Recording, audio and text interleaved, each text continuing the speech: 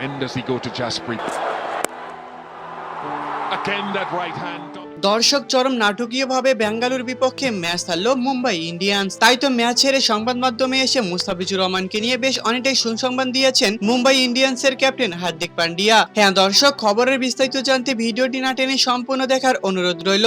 গতকাল মুম্বাই ইন্ডিয়ান্সের বিপক্ষে মাঠে খেলতে নেমেছিল বেঙ্গালুরু। প্রথমে আগে টসে জিতে ব্যাটিং করার সিদ্ধান্ত নিয়েছিল মুম্বাই ইন্ডিয়ান্স। নির্ধারিত 20 ওভার খেলে 165 রান সংগ্রহ করেছিল তারা। তবে মুম্বাই ইন্ডিয়ান্সের দেওয়া 166 রানের জবাবে ব্যাটিং করতে নেমেছিল বেঙ্গালুরু। বেঙ্গালুরু ব্যাটিং করতে নেমে যেন একের পর এক দুর্দান্ত পারফরমেন্স করেছেন বেঙ্গালুরুর দুই ওপেনার। কোনোভাবেই যেন মুম্বাই ইন্ডিয়ান্সের বলাররা কুপঘাত করতে পারছিল না বেঙ্গালুরুর এই দুই ওপেনারকে। বেশ অনেকটাই বোলিং এর ঘাটতি রয়েছিল মুম্বাই ইন্ডিয়ান্সের। যথেষ্ট পরিমাণ বোলিং এর তাণ্ডব চালাতে পারেননি তারা, যার কারণে অতি সহজে মাত্র 16 ওভার 4 বলে ম্যাচটা জয় তুলে নিয়েছিল বেঙ্গালুরু।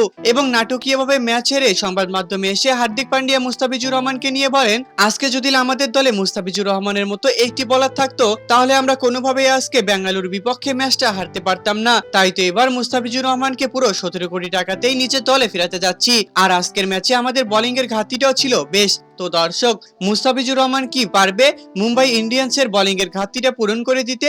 তা আপনাদের কাছে কি মনে হয়? অবশ্যই আমাদেরকে এই বিষয়ে কমেন্ট করে জানাতে একদমই ভুলবেন না। ধন্যবাদ।